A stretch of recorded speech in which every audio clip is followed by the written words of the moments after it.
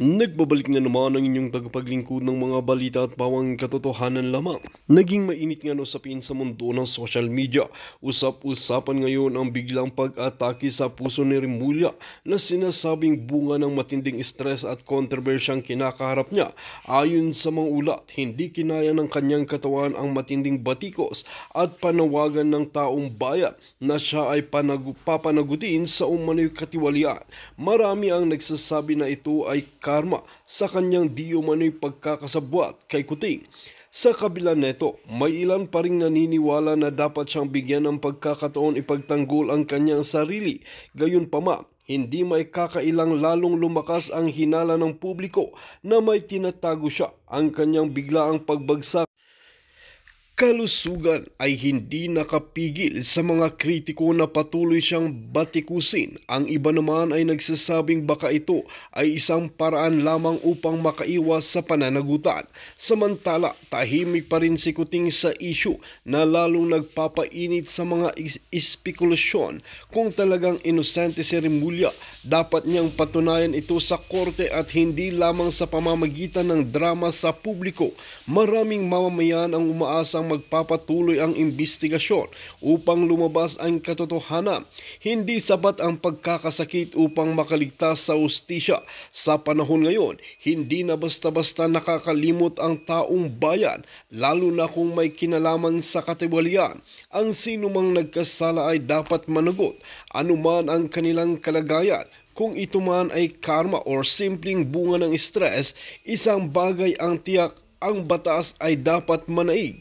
Ngayon ang tanong ng marami, makakabangon pa kaya si Remulla o ito na ang kanyang tuluyang pagbagsak? Well mga kaibigan, para nga sa karagdagang impormasyon, panoorin nga natin ang buong video at kung bago ka pa lamang sa aking channel, huwag kalimutan i-click ang subscribe button at notification bell para lagi kang updated sa ating mga bagong video. At para sa sulit viewers natin dyan, maraming salamat sa walang sawang pagsuporta. Sila na nakikita ninyo, not only you, but internationally, nakikita na nagmamahal ang mga Pilipino kay Pangulong Duterte at hindi sang-ayon ang mga Pilipino abroad na si Pangulong Duterte ay kinidnap at ipinagkanulo ng traidor na si Marcos Bangag. Yan ang katotohanan dyan, mga kababayan. So kaya ngayon, naaalarma sila dito sa zero remittance. Wala pong batas na nagbabawal sa mga OFW na magpahinga muna sa pagpapadala. Anyway, nakakapagod naman sa mga OFW ang pagpapadala ng pera, di ba? Wala nang natira sa inyo dyan. Buwan-buwan ang sweldo ninyo, puro resibo na lang sa pagpapadala sa inyong mga mahal sa buhay. Yan ang katotohanan. Yan ang nangyayari sa ating mga OFW dahil kung nung ako ay, ang aking family ay nasa Pilipinas pa, but I'm glad they're here. All of us ay nandito na kami. So, nakatakas na ako sa ganyan dahil ang aking mga pamilya ay nagkaroon ng mga trabaho sa Amerika. So, hindi na ako nagpapadala talaga. So, mga tulong-tulong lang, yung mga palangga, pa konti-konti, yung mga random, di ba? But anyway, walang batas para pagbawalan o manawagan kami o magpahinga muna tayo. Hindi ba pwede magpahinga muna? Dahil nakakapagod na magpadala ng pera? Dahil ang mga OFW, linis dito, linis doon, duty here, duty there. Tapos yung pera nila ay napupunta lang doon sa kanilang mga kamag-anak at wala nang naiiwan sa kanila. Kaya sila nga dito nagtipid-tipid ng mga noodles na lang, mga tuyo-tuyo. You know what I mean? Wala pong batas na nagbabawal sa OFW na pag nagpahinga sila o nag-show sila ng protest dahil sa ayaw nila sa ginagawa ng bangag sa pangingidnap, ibabawian mo ng pribilehiyo na iyon ay inakma sa kanila ng batas. Tapos bigla niyong iti-twist, babaguhin niyo. And this is very bangag. Kaya talagang dapat manindigan na kayong lahat. You have to speak up. Kaya nga galit na galit sila sa akin eh. Di ba? Kaya gusto nila akong, what? Ang sabi ni Santiago, na sanay gumurgor ng tao. Alam ko, sanay kang pumatay ng tao, Santiago. Okay? Huwag mo kong sinisindak-sindak. Lahat kayo mga buwaka ng genimes nyo, huwag niyong sinisindak-sindak ang isang Maharlika. Alam kong gumugurgur ka. Di ba? Humahawak ka ng baril, gumugurgur ka ng tao. Kaya kung magsalubong tayo, na may hawak ang baril, madali lang sa yung gumurgur ng tao. Ako, ni isang tao, lamok lang ang nagurgur ko. Kayo sa Bangag Administration, sanay kayong magpadala ng assassins sa akin at sa iba pa, sanay kayong kumitil ng buhay ng tao. Hindi na yan bago. Now, mga kababayan, so eto tatargetin kayong mga OFW. Pero wag po kayo matakot dito. Hindi ito, pag ginawa nila ito ng Kongreso, which is, obviously, ginagawa naman nila talagang panggigipit, then, sabi natin lahat, yung power nila ay hindi naman yan galing sa kanila. Galing yan sa inyo. That's why kung nakikita nyo na sobra na, sinisikil na, which yun ang nangyayari ngayon, you have to speak up. Kailangan nyo manditigan. Huwag kayong matakot sa sinasabi nila na tatanggalin ang pribilehiyo ninyo. Dahil pag natakot kayo, panalo na naman ang mga julul. Huwag kayong magpadala. Ipitin nyo muna March 28 to April 4. Kung pwede nga, 1 month. Kung ako nga lang, 1 year para, makapagpahinga naman kayo at magkaroon kayo ng savings. Sabihin nyo lang dun sa mga pamilya nyo sa Pilipinas, magbanat na muna kayo ng buto o pumila na muna kayo dun sa mga ayuda nila. Total, may mga ayuda naman ang mga bangag para bilhin, bilhin ang pagkatao ng mga Pilipino. Di kunyari, tanggapin nyo lang yung pera, pero wag nyo iboto yung kanilang mga kandidato sa Mayo 12. Total, ang sabi ni Bangag, maalwan ang Pilipinas, bakit pa nga pala kami magpapadala dyan sa Pilipinas, ang mga OFW? Bakit kailangan magpadala ang OFW kung maalwan ang buhay sa Pilipinas? Di you provide. The government will provide. Bakit ang mga OFW magpo-provide? Risgo ng gobyerno ang mga tao dyan sa Pilipinas para bigyan ng livelihood program. Bakit umaasa kayo sa amin na nasa abroad? Di, para magbidabidahan. Ang Bangag na administrasyon, dapat ganito ang sagot niyan. Huwag kayong mag-alala, mga pamilya ng OFW. Ang Pangulong Bangag ay bibigyan kayo ng livelihood program. Dito sa lugar na ito, QC, Bicol, or whatever, dito ay mayroong mga opportunities na pwede kayong magtrabaho para hindi na kayo umasa sa inyong mga kamag-anak sa abroad para matuto kayong magbanat ng boto. O di ba, di matuwa sa inyo, baka magkaroon ng reversing na okay pala ang gobyerno. Anong kinatatakot nyo? Ibig sabihin, takot sila na makita ng mga bangko, mismo ng government na, imagine mo kung tumatanggap, I don't know, let's say for example, 1 billion, example lang naman, let's say for example, 1 billion a day ang tinatanggap ng gobyerno ng Pilipinas from OFW o from Filipino abroad. Imagine mo, 28, 29, 30, 1, 2, 3, 4, 7 billion. Example lang naman to ha, hindi ko sinabing factual yan. 7 billion for 1 week ang hindi matanggap ng gobyerno, ramdam nila yan. Ibig sabihin, so powerful our voice. Yun mga palangga, yun mga kababayan. Kaya sila takot na takot. Yes, Jethro, salud po sa inyo, minamahal kong OFW. Basahin natin si Jethro. Maganda yung message. I support zero remittance. Ang totoo niyan, natataranta ang mga kawatan sa zero remittance dyan kasi sila sumasahod. Tama ka. Tama ka, sir. Jethro. Ken, thank you very much. Karen, thank you. Okay, si Maya. Mia, Pochi, libre man ang travel tax, mga pinapadala naman para pera sa Pilipinas, hindi nagkakasya dahil sa mahal ng bilihin plus minus pa nga kasi nadagdagan ang padala. True. Sabi ni Arlene Sarmiento, wow, thank you Palangga. Ano po email ni Palangga? Sinend sa info. Yung email ko. Okay. I think it's there. Ayan o. Maharlika, ayan, network@protonmail.com. Okay, mga kababayan. So, tarantang-taranta na sila ngayon. Natatakot sila dito sa impact. Go zero remittance. Ayan. Sabi niyan yan, go zero remittance. Alright. Fully support po ako sa zero remittance. Okay. Natataranta sila kasi grabe ang magiging impact nito. Maliban pa sa worldwide protest, tapos worldwide zero remittance, mararamdaman nila ang hagupit ng taong bayan. Iparamdam natin. Okay? Not only that, even ang loto. Kapopost ko lang sa Boljakan natin, mga kababayan, sa ating Boljakan post, Facebook. Ano ang sabi ko dito? Alright? Ang sabi ko sa inyo ay, okay ba? Okay. Ano sabi dito? Okay. Oh, eto si Satanas. Oh, nawala? Akala ko nawala na si Satanas. Sabi ko dito, boycott PCSO Lotto.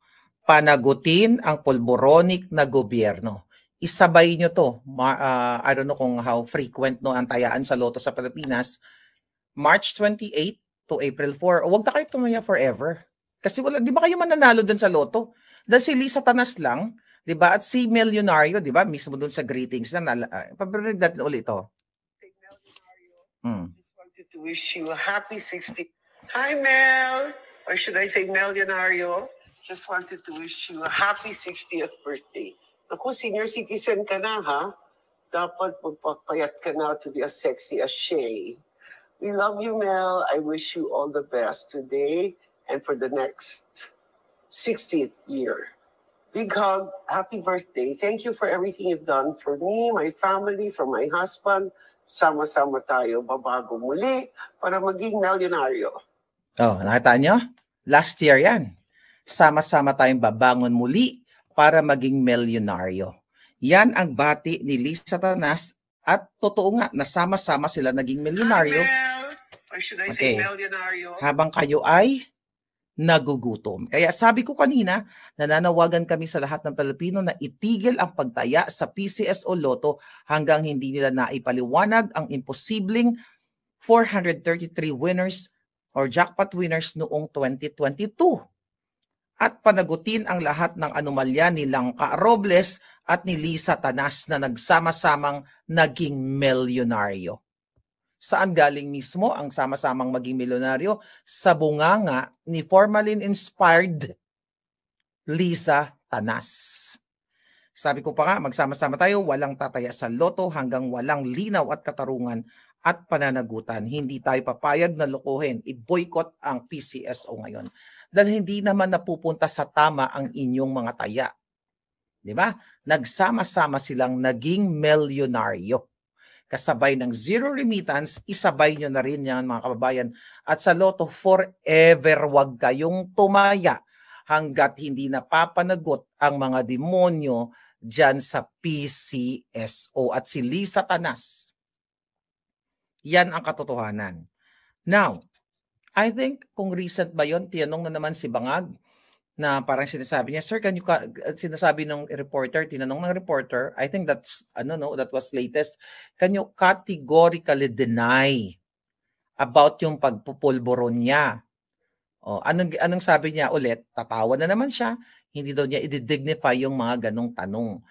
Mga kababayan, kung hindi ka pulboronic, kung ako tatanungin mo ako, Marlica, umamin ka nga, can you categorically deny or admit nagpupulburon ka? Ano sasabihin ko? Jutang Gina, hindi ako nagpupulburon, period. Bakit hindi masagot ni Bangag? Kasi authenticated siya na user ng D, okay, ng pulburon. Dahil pag niran mo ang sistema ni Bangag, makita mo naman ang manifestation sa ngiwi niya, addictus talaga. Ulit-ulitin ko, dala-dala ko ang authentication ng forensic expert from California na si Marcos Jr. Ay yung video ko na ipinakita sa inyo ay hindi po AI, kundi authenticated na organic or hindi siya deepfake or whatever. Kaya nga galit na galit sa akin ang gobyerno ni Bangag, yung NBI na sinasabi nila, apektado sila sa mga fake news na pinapakalat daw natin. Mga kababayan, hindi po fake news ang pinapakalat ni Maharlika. Dahil tina-challenge ko nga si Marcos Jr. Di ba may kapangyarihan siya? Kung fake news, ulit-ulitin ko, yung video na authenticated na sinasabi ko, bakit hindi sila nag-file ng case since July 2024 pa against me to that particular video na sinasabi nila na deepfake?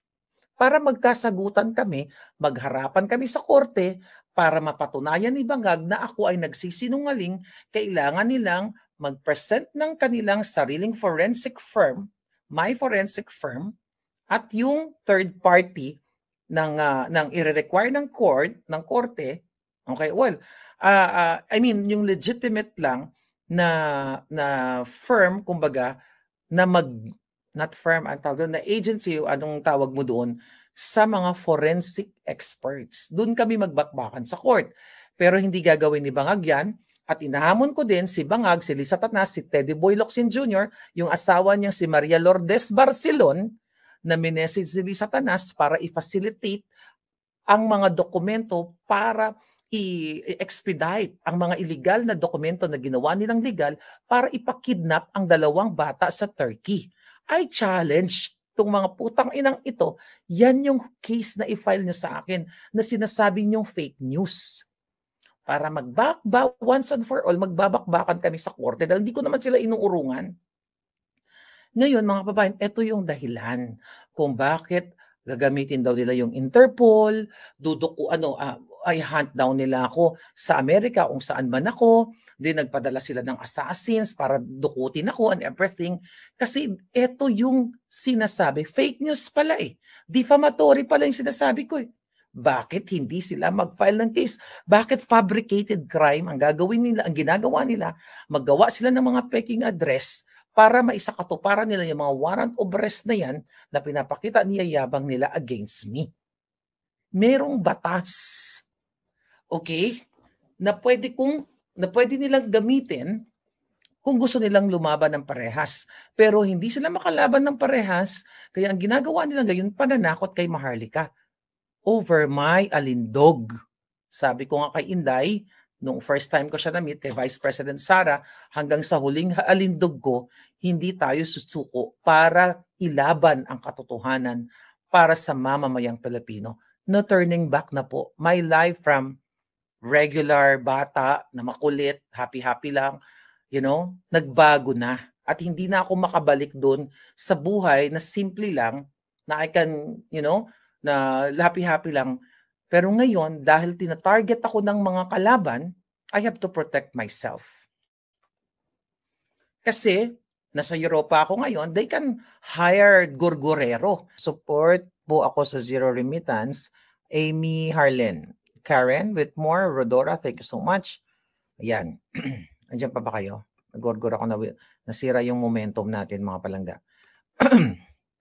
Ayan, back to normal na tayo. Okay, pumasok ang hacker ni Lisa, sabi ni Ronnie Art.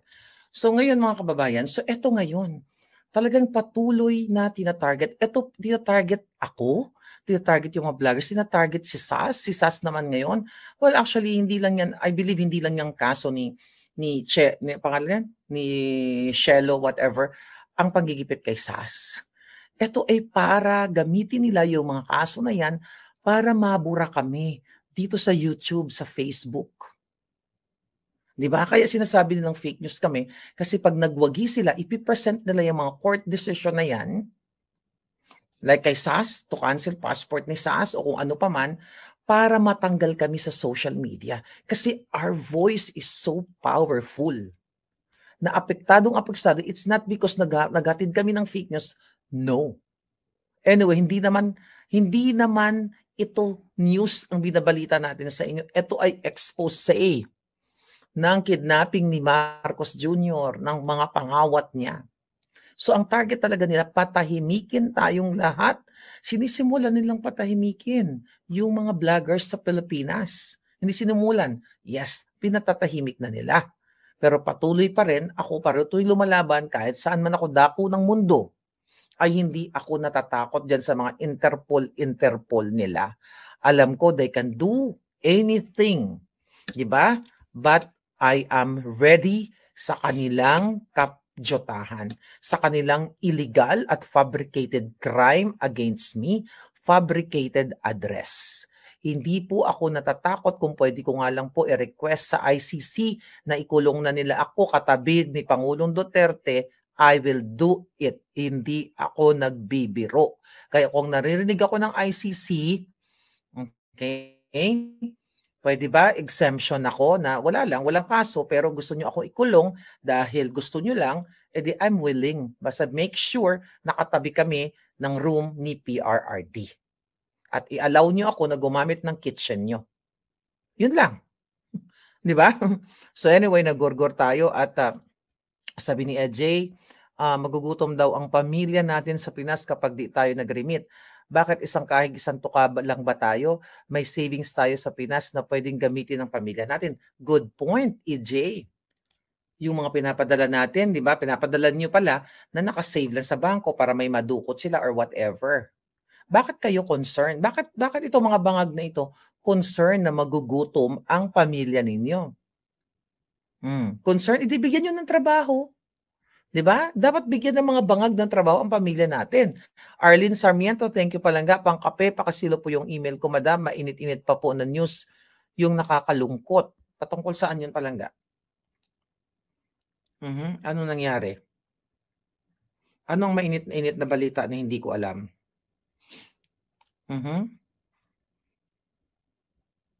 Ano? Trending police? Ano nangyari? Ano yung mainit-init? Paki-comment dyan yung mainit-init. Okay, hindi ko pa nakita yung email, so we'll check later mga kababayan. May GCash naman po, ma'am. Well, it's the same thing. Remittance pa rin yan. Kasi kami dito sa Amerika, we can send GCash, di ba? Wag muna kayong magpadala. Si Aimee, yung si Aimee na inexpel siya sa alyansa ng mga bangag. Wag na po kayo maniwala sa pamilyang Marcos. Lalo na yung magkakapatid na yan, mga bangag. Si Marcos Bangag, wag na kayo nagpapaniwala sa mga drama ni Aimee Marcos. Traidor po yan dahil nung ako'y nag-expose noong 2024, sinasabi ng malapit sa kanya na hindi na lang natin pangangalanan na magsasalita na daw si Aimee at sasabihin na yung kapatid niya ay adik. Pero umasa ako, di ba I told you? Kaya nga hindi ko pa siya binuboljak-boljak noon. Umasa ako na akala ko manindigan si Aimee sa ngalan ng taong bayan na sasabihin niya, oo, bata pa kami, nakikita ko na yung kapatid ko na bangag talaga siya sa ipinagbabawal na gamot at hindi siya competent at wala siya sa tamang kaisipan na pamunuan ang Pilipinas. Pero dahil traidor yan, never ever po kayong magpapaniwala dyan kahit ano pa ang sasabihin niya dyan sa Senado na mga hearing-hearing, yun ay kadyutahan lamang. Dahil kung totoong nagmamahal si Aimee Marcos sa bayan, siya ang pinaka-number 1 na testigo na makakapagsabi, bangag, ading, umalis ka na sa pwesto mo dahil wala ka sa tamang kaisipan. Dahil patuloy kang ngumingiwi at sinisira mo ang taong bayan. Patuloy yung tinatakot, sinisindak ang mga commenters, mga vloggers, mga Pilipino para pagtakpan ang pagnanakaw dyan sa national budget. Na yan ngayon, di ba, pinagtatakpan nila, pero paulit-ulit natin na nilansi nila ang taong bayan, yung PhilHealth, di ba, national budget, flood control, kaya nga tinatarget ang PRRD, kaya tinatarget ang mga Duterte at tayong lahat na Pilipinong anti-bangag critics para pagtakpan ang kanilang pagnanakaw, kidnapping, smuggling. Kaya gustong itumba si Sasrogando, gustong itumba si Maharlika at ang mga palangga nating vloggers, sila Agent Morales na yan, nagtestigo sa PIDEA Leaks, si Dr. Lorraine, Eric, lahat ng mga palangga natin, kaya tayo gustong itumba. Para nga naman, imagine nyo to, wala na si Maharlika sa Facebook, YouTube, si Sas, wala na rin. Wala na yung mga antay-bangag. Di sila magpifiesta. Puro kasinungalingan ang sasabihin nila na si Bangag ay ganito, ganyan, mabuti. Kasi yun ang gusto nilang naratibo. Na gusto tayong gurgurin lahat. But they're not gonna win. They're not gonna win, darling. Okay? Mamaya natin babasahin yung mga yung mga okay. Black voting, PDP lang tayo, sabi ni Hermoine. Grabe ang gulo saan? Ang gulo sa Malacanang? Nagkakagulo talaga yung mga yan. So anyway, sabi nung palangga ko, sabi niya, Maharlika, sige, magpakulong ka na sa ICC para may katsikahan si Pangulong Duterte. Hindi ako nagbibiro. Kaya ako pumunta dito sa Netherlands. I'm ready. I'm here to support PRRD. My ticket is one-way ticket. One-way ticket ako. I can stay here ang mga, I think 6 months kami pwedeng tumira dito. I'm not sure. I have to check. Yan ko nga kung ilang ano kami dito pwedeng magstay. Wait a minute. Tignan natin to. Ilang months ako dito pwede magstay? Google natin. Ay, hindi pala 6 months. 90 days lang pala. So 90 days, okay? Within 108, okay. US citizens can stay in the Netherlands for up to 90 days within a 180-day period without a visa for tourism, business, or family. So, di ko 180 days, so ilang days lang ba ako dito? Nasa 4 days pa lang ako dito. Di ko ilang days lang ako pwede magstay. I will, para matanungin ko si PRRD saan niya naman yung kanyang sense of humor. Di ba? So yun yung mga gusto ko. Hindi ako nagbibiro, Palangga. Arlene, thank you very much. Ayan. Gerlan family, thank you so much, Palangga. Okay.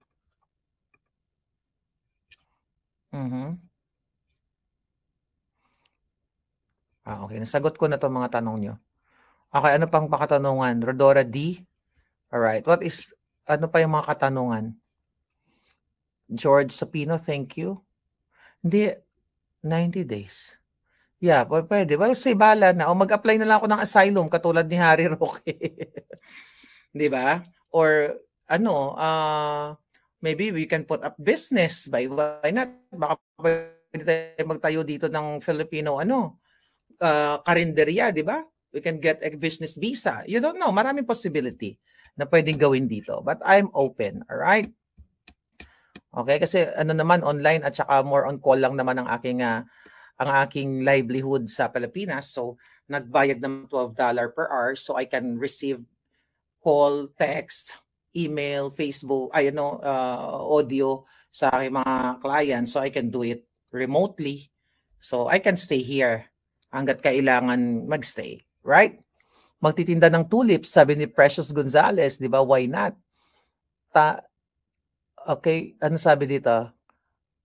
Mag-ingat po kayo. Pwede mag-extend 90 days. Okay. But anyway, sali daw sa business si Ignis. Okay, mga kababayan. So, yun na lang muna. At wag po kayo magmantatakot. Wag kayo magpapatinag. Hanggat ako'y patuloy na nagsasalita dito, wag kayong matakot. Kasi ang pinaka number 1 nilang tinatakot, ako. Ako ang tinatakot nila at gusto nilang gurgurin. Hanggat buhay ako dito, okay? Hanggat buhay tayong lahat, well, wag tayong tumigil at iparating natin sa ating mga kababayan, sa ating palangga, sa buong mundo na tama lang na mag-resign na ang bangag. By the way, gusto ko palang sagutin yan bago ako magpaalam. Itong yung abogagang vlogger turned turned aso ng mga bangag. Parang tinanong siya na about yung comment niya na kung ano daw ang masasabi niya na pinapanawagan ng mga tao dito sa The Hague, narinig ko yun na resign Bangag Jr. Sabi niya, sinong makikinabang? Bakit? Sinong makikinabang? O bakit daw mag-resign ng si Bangag Marcos? Bakit daw mag-resign? Parang ano yung grounds? Gaga ka? Hindi mo ba nakikita na ang amo mo adik? Ang amo mo kidnapper? Ang amo mo smuggler? Ang amo mo singhoter? Ang amo mo lahat ng kasamaan na dyan. Yan yung reasons kung bakit ipinanawagan ng mga tao doon sa buong mundo, mga Pilipino, na dapat na mag-resign ang amo mo dahil wala sa tamang katinuan. Adik, singhoter, ngiwi, lahat na. Yan ang dahilan. Yan yung grounds na wala siyang tamang katinuan sa panggigipit niya sa amin, sa mga kritiko na tinatakot-takot na mag-issue ng Interpol notice. Hindi naman aresto yan o mag-fabricate ng crime. Lalo na sa akin, lalo na kay Sas na hindi naman nakatira din. Pareho kami na hindi nakatira sa Pilipinas at hindi na rin ako nakatira sa Pilipinas at ginawan kami ng peking address. Kaya kayo mga buwaka ng genemis nyo, kayo ang tunay na fake news na nagsisira sa bansang Pilipinas sa pamamagitan ng pagnanakaw, kidnap for ransom, na katulad ng ginawa sa 14-year-old na bata na pinutulan ng pinky. So,